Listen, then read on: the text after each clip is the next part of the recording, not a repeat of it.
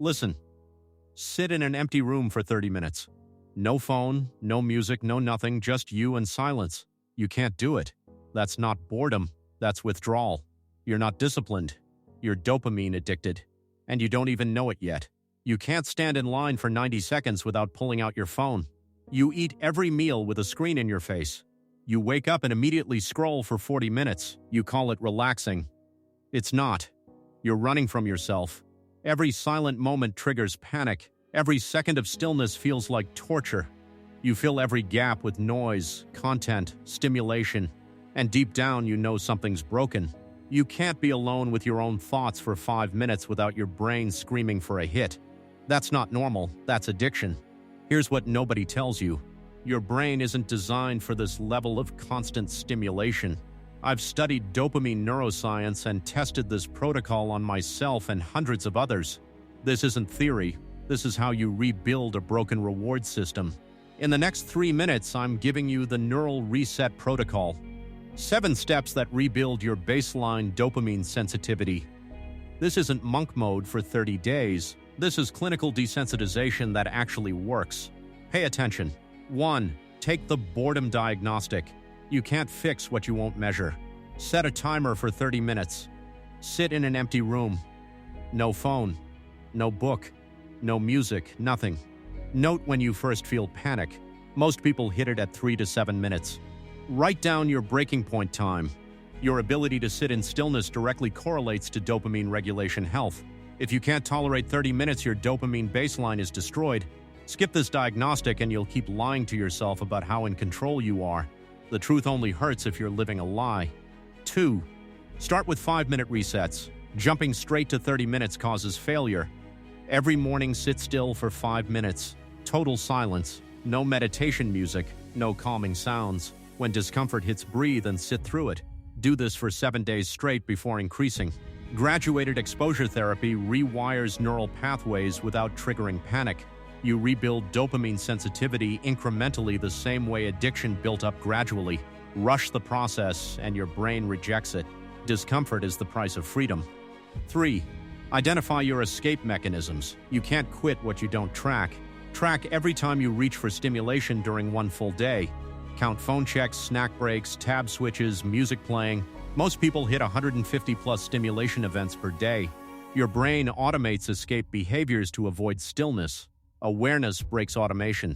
Identify your top 3 triggers: waiting, anxiety, transition moments. Stay unconscious and you'll keep feeding the addiction on autopilot. You can't defeat an enemy you won't name. 4.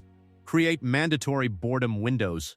Willpower fails without structure. Block 3 daily windows. Morning 5 minutes, midday 10 minutes, evening 15 minutes. Set phone alarms, non-negotiable. During windows, 0 input allowed. No reading, no thinking exercises. Sit or walk, but do nothing else.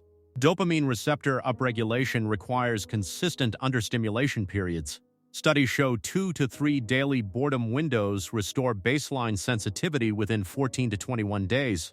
Skip mandatory exposure and your tolerance stays destroyed permanently. Discipline isn't what you do when motivated, it's what you do on schedule. 5. Increase duration every 7 days. Your brain adapts, then stops improving. Week 1, 5-minute resets. Week 2, 10-minute sessions. Week 3, 15-minute sessions. Week 4, 30-minute test. Most pass by this point. Dopamine receptor density increases proportionally to understimulation duration. Every 7 days, your neural threshold shifts. You must push it.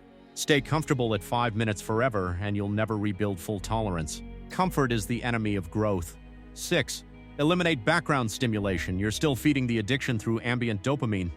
Music, podcasts, TV background noise. Remove music from workouts, commutes, household tasks. No podcasts during mindless activities. Eat at least 1 meal per day in complete silence. Drive in silence once per week minimum. Constant auditory stimulation keeps dopamine chronically elevated. People who work in silence have 40% better focus and 60% lower anxiety. Your brain needs true zero input time to reset.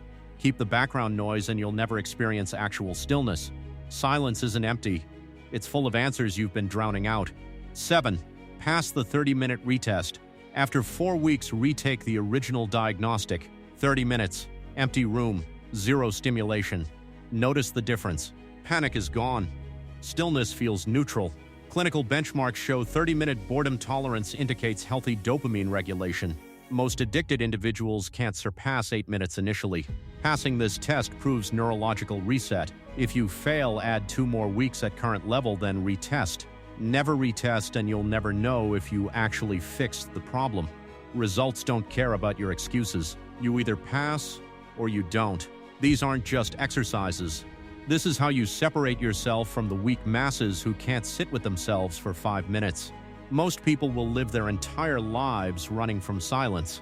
You're becoming someone who owns their mind, someone who doesn't need constant input to feel alive. That's the difference between a slave and a free man. Comment "I'm ready" if you're done being controlled by your phone. Subscribe to this channel if you want to become the type of person who passes tests everyone else fails. This is where you build real discipline, not the fake motivation that dies in 3 days. Now go sit in silence and face yourself.